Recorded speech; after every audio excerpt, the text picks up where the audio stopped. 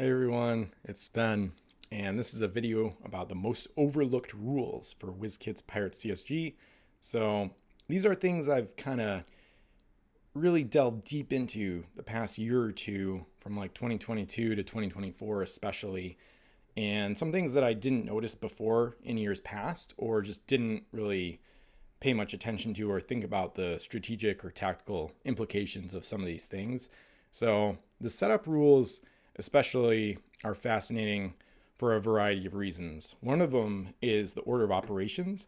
So theoretically, this is the order the things happen in. So you make your fleet before the game, of course, choosing events, and that's part of your fleet really. And then setup, so placing islands. So I'm just going to kind of highlight the various things that I find kind of interesting that is not always kind of really talked about, I feel like. So players take turns randomly choosing an island. So a lot of times that's not relevant when you're not using any special islands like mysterious islands, including Isles of Fire, Great Turtles, stuff like that. But if you are using them, you would have to do that. So there's a chance, for example, I'm going to kind of talk about like mostly within the standard framework of a 1v1 40-point game. So players would have three islands each, bringing three of their own. And so there's a chance that if you bring three mysterious islands, there's a chance that via the randomness, you might not place where any of them are, but you could theoretically dictate, partially dictate where they go based on where you put the other islands, the ones that you randomly get to pick and place on the play area. So that's an interesting one. And of course, mysterious islands, you can also choose to play them as regular islands with no special effects. So, and then terrain is the next one. It says players should agree on the number of terrain pieces that will be used. So Wolf in the rules thread on Pirates with Ben, he's the rules arbitrator for the game, and he said if players can't agree, you let fate decide with a d6 roll. So if you want to place 6 and your opponent wants to place 2, then you would roll off, and then whoever gets the higher roll gets what they want, basically. So if you got the roll, you could place 6 or whatever. So this one is interesting because there's various ways to gamify it based on the fleet you're using. Like if you have, and this happens after choosing fleets, and theoretically you would see the opponent's deck plates at a minimum, if not the physical ships as well, before you get to the terrain placement part. You would not see their crew because placing crew happens after some of these other stuff. So you wouldn't know how many crew are per ship or what nationalities of crew they have, things like that. But since you've seen their fleet, you might see that they have a lot of little ships, like one-masted sloops, things like that. And you might have a fleet with all 4 and 5 masters. So then that might influence not only the type of terrain you might put Sargasso Seas to slow down the smaller ships, and probably no reefs since they'd be worse against your larger ships. And it could also influence the quantity, not just the type of terrain. So you might want to place more, or for example, if you've got a fleet with sack, the sacrifice ability where you eliminate crew to get an extra action, that can be really good in whirlpools because you can go in one whirlpool knowing full well that you'll have an oarsman. As long as you don't lose it in the whirlpool, you could have an oarsman to sack on the other side to come out the whirlpool and attack an enemy.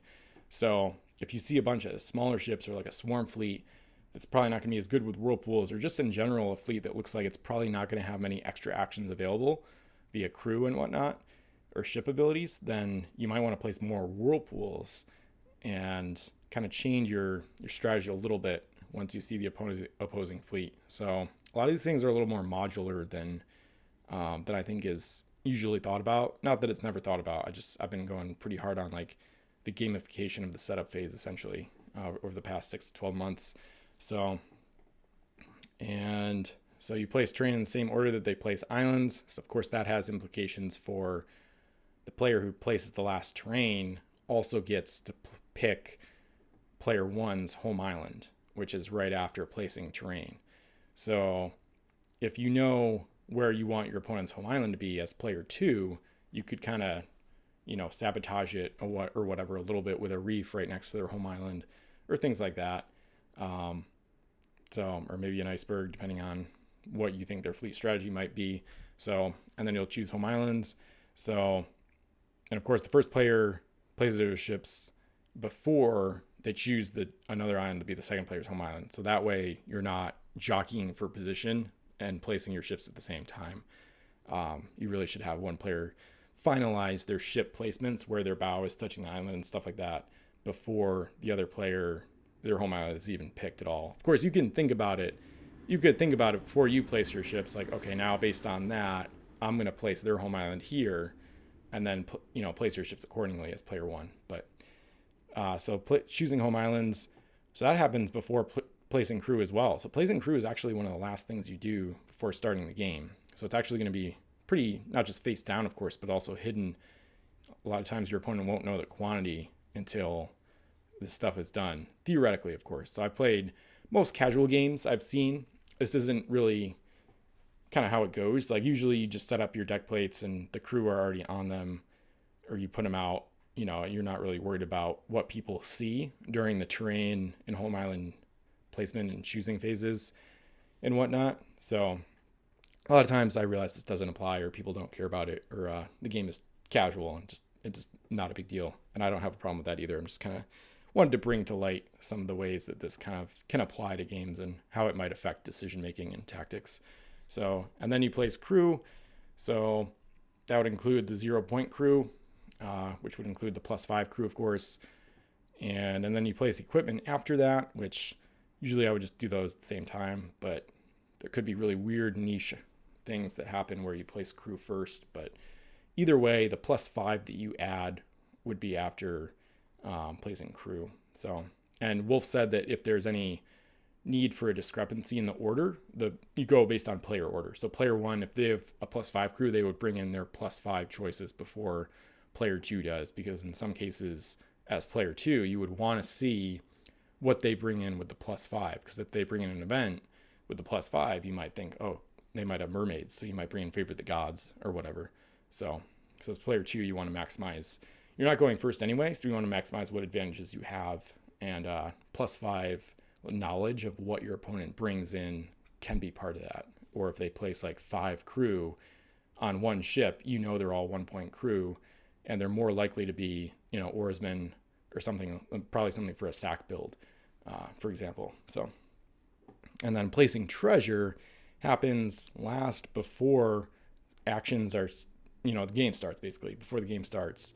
So you could hold out your treasure selections and have different contributions based on what happens in the other parts of the setup phase. So you could really gamify this and think you could come to the game with multiple little baggies of treasure and have one for each scenario. Like if I go first, I might put less negative UTs out there because I know I'm going to be able to explore the islands I want on the first turn if I have Hidden Cove, things like that.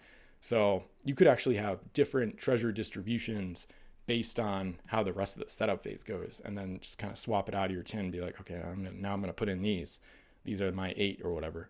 So that's one interesting aspect of the order of operations that I think is often overlooked.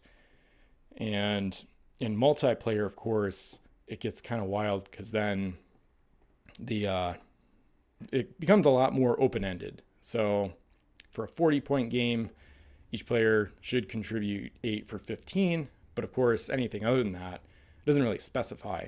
So then you'd want to agree with the other players beforehand as much as possible, preferably as far in advance as possible, because that could affect your fleet making decisions when you're making a fleet at home, like a week before the game or whatever. So, and then for a 40-point game, players must use 3 islands per player. So you could propose, if it's not a 40-point game, you'd ask for more, or just propose different things based on what you want to do and what kind of fleet strategy you might have and whatnot. So, and then there's a lot of interesting clarifications in the pirate code about the endgame rules, which are really important. I made another video about that, so make sure to link that. And basically, you just want to make sure you have a really good handle on the endgame rules and when they're triggered and when they apply. So one of the interesting ones is number 3. At the beginning of one of his or her own turns, a player has no possibility of getting any future move actions to any of his or her ships. Part of the reason this language is important is because if you knock out the other player's fleet to the point where they have no future move actions, you can finish that turn. If you sink their last ship, you can at least finish your turn, because it says at the beginning of his or her own turn, a player for their ships. So the game doesn't end until somebody's turn starts, and then somebody can't give future move actions to any of their ships. So this is pretty interesting the way this is worded, because you could theoretically derelict or sink their last ship and then still get a few more actions or whatever to try to clean up some gold or get another ship home. So it's not quite the same as the default endgame rule in a 2-player game where you get more than half the starting gold, like 16 or more out of the 30. So, and there's also some interesting differences in multiplayer that are really good to know. Mainly, treasure is not revealed when unloaded at home island, and sunken treasure is not split between players, and gold on ships counts in a multiplayer game. So that's like a huge one to always keep in mind. As soon as there's more than 2 players, just remember that gold on ships counts as well not for the an endgame condition, but for the victory conditions. So, and then in general, I think it's really good to review pirate code entries for any game pieces or specific abilities you'll be using. I would say especially if you haven't used those before. So there's a lot of really interesting stuff in the pirate code that kind of changes maybe not changes how abilities work, but they kind of change how you might interpret some things. And sometimes it's pretty surprising. Once in a while, it's like, wow, I didn't know that ship type could do that, or I thought it worked one way and I always just played that way, or I always assumed that, and it ends up being wrong. Sometimes for your benefit or detriment. So sometimes it might break a fleet, or it might actually make things better. So I think Kraken is just a good example to use. So it's kind of crazy. There's just a lot of different things. This is just one of the better examples because there's a lot of additional like amplifying information that's good to know. So for example, the Kraken can chain the surround with an S ability to move from one enemy ship to another, provided that each is within S of the Kraken immediately prior to being surrounded. And the Kraken is wider than most ships, or probably all of them. So even if the ships aren't within S, you could surround a ship, and then that gives you a little more movement, and then that might allow the Kraken to be within S of another enemy ship. And then this is one way that Krakens can actually be really fast. It's not always going to happen, but sometimes you don't need trade currents and stuff like that. If the enemy fleet is tightly grouped together, you might be able to just chain from one to another and jump all over the place. So it can kind of get pretty crazy. And another funny thing is, like, if you cancel the Kraken keyword, it can shoot at ships without surrounding them. You can also be shot at, of course, but things like that are kind of interesting. So there might be weird situation where you want to cancel your own Kraken keyword and things like that. So, and then there's a lot of other abilities that have additional amplifying info in the pirate code that, again, like I said, if you're using the ability or game piece for the first time, I think it's worth looking up the ability text in the pirate code and just seeing it if it has an entry, and then reading it to see, if there's anything that you can do that you didn't realize you could do, like Marines that can shoot while their ship is submerged. So you could use them on a submarine, which is kind of referred to as like torpedoes sometimes. And then, or if there's things that you thought you could do with the ability that you actually cannot do. So one of them is, I think, the sniping ability. You have to use it with all cannons. If you double the range, you can only hit on 6. I think Wolf ruled that you can only, it's all or nothing. You have to double the range on all of them, even if you have some ships in range of the cannons without extending the range. So anyway, and there's a lot of other interesting things in the code that are worth checking out, like Parley and the plus gold abilities not applying to the values of unique treasure, even though there's nothing in their ability text that suggests that the unique treasures unloaded at home could be worth gold. But anyway, so, and obviously some opportunities for house rules there too, if you severely disagree, or your entire group disagrees with the pirate code entry. So that was kind of some of the most overlooked rules. I'm sure there's some other ones, And feel free to let me know in the comments. I guess that's the question of the day is, what do you think is the most overlooked rule in the game? It could be from the combined set rules. It could be from the master keyword list.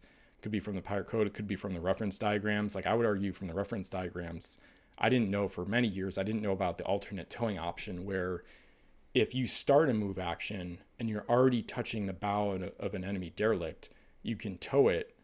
You can automatically start towing it from there and then get the full move action. I always thought you had to like retouch it. So that's another example for me, at least personally. So anyway, thanks for watching. Feel free to like, comment, subscribe, and answer the question of the day about what you find is the most overlooked or obscure rule that most people either don't know about or don't think about or you've never heard talked about in the community. So thanks again for watching, and I'll see you in more videos.